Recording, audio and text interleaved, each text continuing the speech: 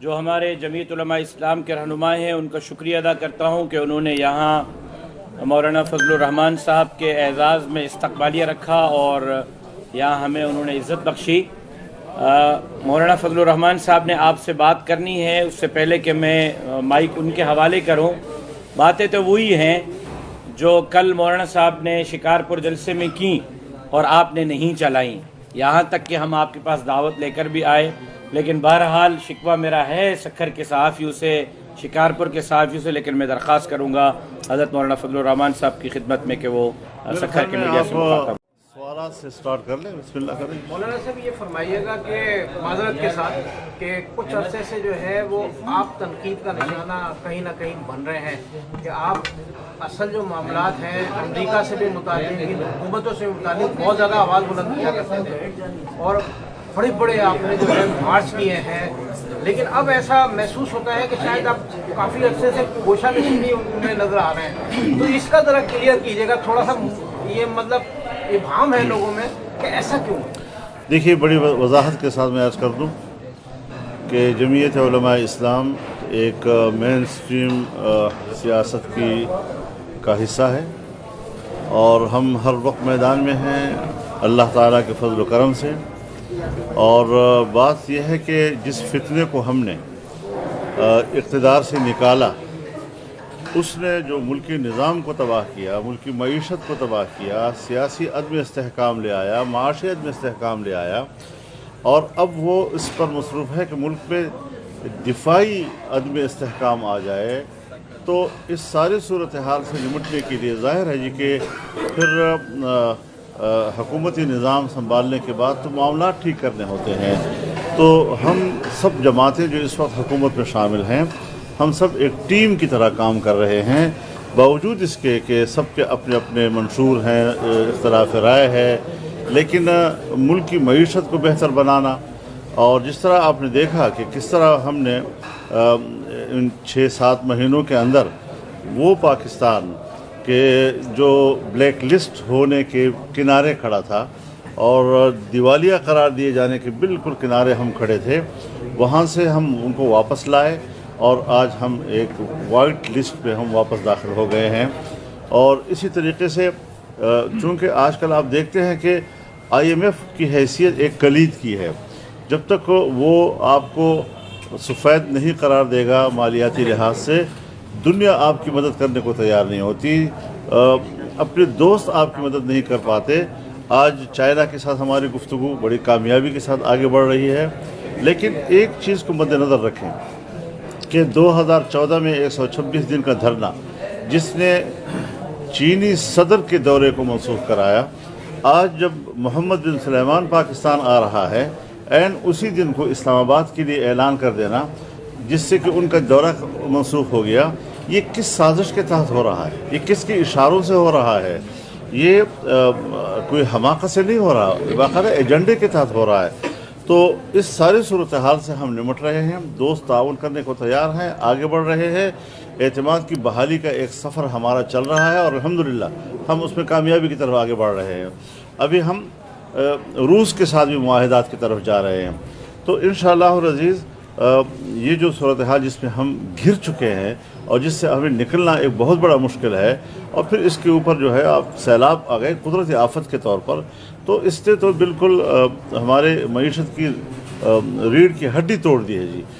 یہ سارے وہ چیلنجز ہیں کہ جس کے لیے ہمیں بیٹھ کر تمام توانائیاں صرف کرنی چاہیے۔ جلسے بھی ہمیں کرنے آتے ہیں، پبلک میں بھی ہمیں جانا ہوتا ہے۔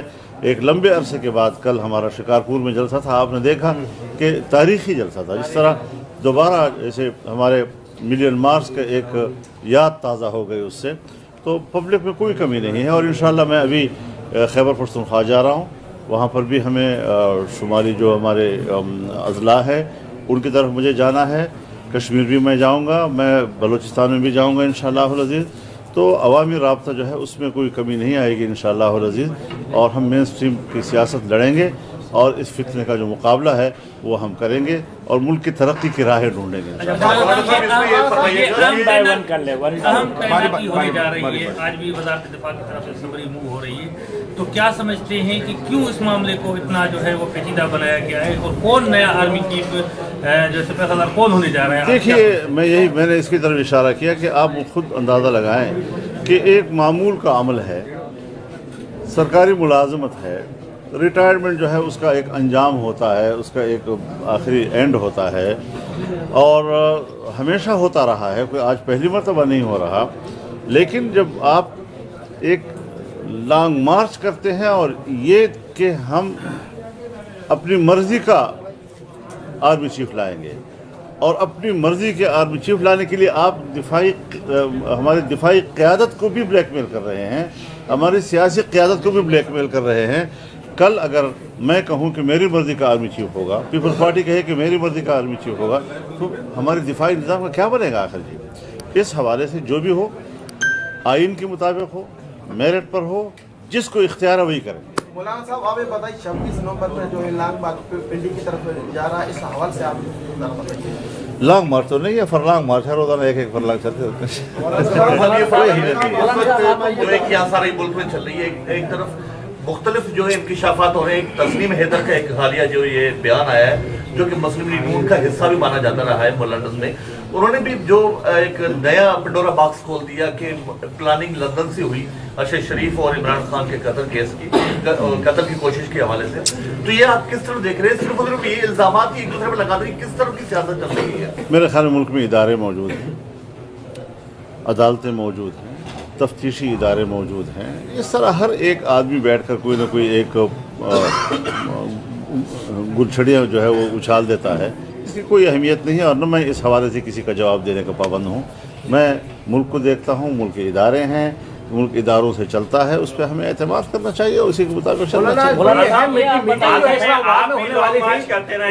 اہم میٹنگ آج اسلام آباد میں ہونے والی تھی، وزیر اعظم آج آرمی چیف کے حوالے سے کرنا چاہتے تھے. کوئی صلاح مشورہ، آپ چونکہ کلیدی جماعت ہیں اس میں بڑی اہم حیثیت رکھتے ہیں، کچھ ہے صلاح مشورہ؟ تو آپ سے ضرور شیئر کروں گا میں کوئی.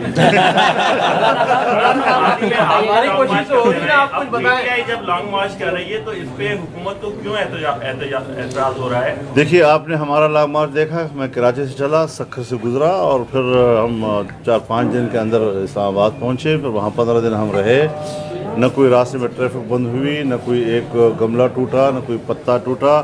اور آپ نے دیکھا کہ ان کو تو عدالت نے اجازت دی، عدالت کی اجازت سے ان کی جگہ بھی متعین ہوئی، لیکن اس کے باوجود خلاف ورزی کر کے وہ بلیو ایریا میں گئے، وہاں آگ لگائی، انہوں نے خلاف ورزی کی. تو جن کا پچھلا ریکارڈ فساد کا ہے، گھیراؤ جلاؤ کا ہے، وہاں اسلام آباد کے امن کو تباہ کرنے کا ہے، تو ظاہر ہے پھر حکومت کی ذمہ داری ہوتی ہے کہ وہ شہریوں کو امن فراہم. مولانا صاحب سیاستدان بھی ہے، جس طرح کی اب آج کل سیاست ہو رہی ہے، کبھی کسی کی آڈیو لیک ہو رہی ہے، کبھی کسی کی ویڈیو لیک ہو رہی ہے، یہ گندی سیاست ہو رہی ہے، کب تک چلتی رہے گی؟ بس جب تک عمران خان کی سیاست کا حصہ ہوگا تو یہ گندی چیزیں آتی رہیں گی اور یہ گند ہماری سیاست میں آتا رہے گا. اس کی جڑ جو ہے وہ وہی ایک ہی پارٹی ہے، اس کا کلچر ہے، اس کی گندگی اور غلاظتیں ہیں جو قوم کے سامنے آ رہی ہے.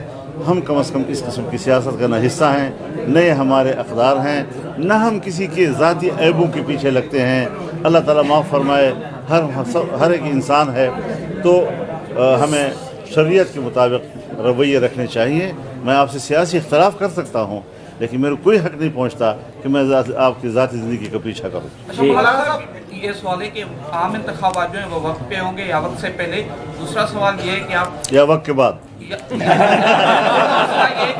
جو سندھ ہے اس کا مستقبل کیا ہے یہاں پہ؟ جو مطلب یہ ہے کہ زیادہ تر سندھ میں مقابلہ پیپلز پارٹی کے ساتھ ہے، آئندہ انتخابات میں JUI پیپلز پارٹی کے ساتھ مقابلہ کرے گی یا ساتھ لڑے گی؟ دیکھیے ابھی الیکشن، دیکھیے ہر پارٹی کو حق ہے کہ وہ الیکشن لڑے. جمعیت علماء اسلام پورے ملک کی اس وقت ایک بڑی جماعت کے طور پر تسلیم کی گئی ہے اور سندھ میں بھی آج لگتا ایسا ہے کہ ایک مد مقابل قوت کے طور پر جمعیت ابھر رہی ہے. اب یہ تو وقت بتائے گا کہ کیا ہم کسی پارٹی کے ساتھ इंतखाबी एडजस्टमेंट कर सकते हैं या मुकाबला कर सकते हैं, इसका फैसला तो फिर जब आने वाले वक्त। जी लास्ट क्वेश्चन जी।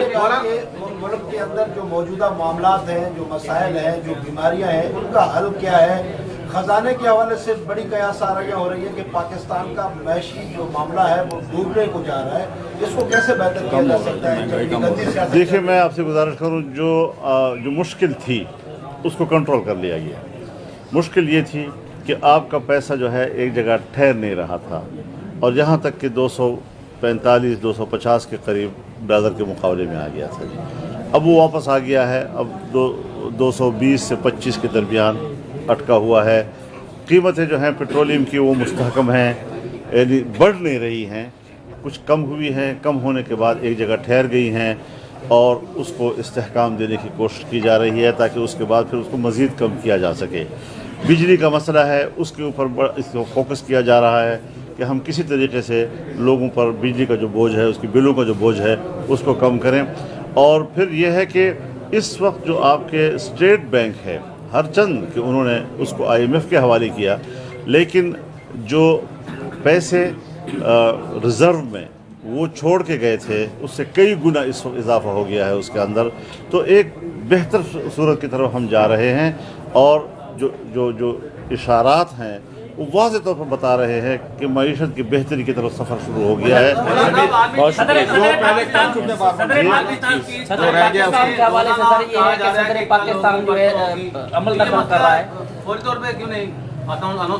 हज़रत, मैं ना इसका कोई ज़िम्मेदार हूँ, नहीं मेरी ड्यूटी है।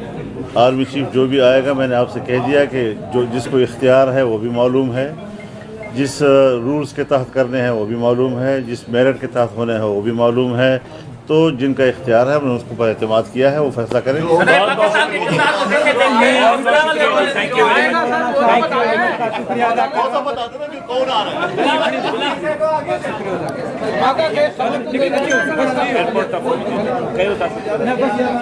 मैं मौलाना साहब को, सिंध की पूरी क़यादत को अपने घर पे यहाँ देख करके आप तनकीद का निशाना कहीं ना कहीं बन रहे हैं कि आप असल जो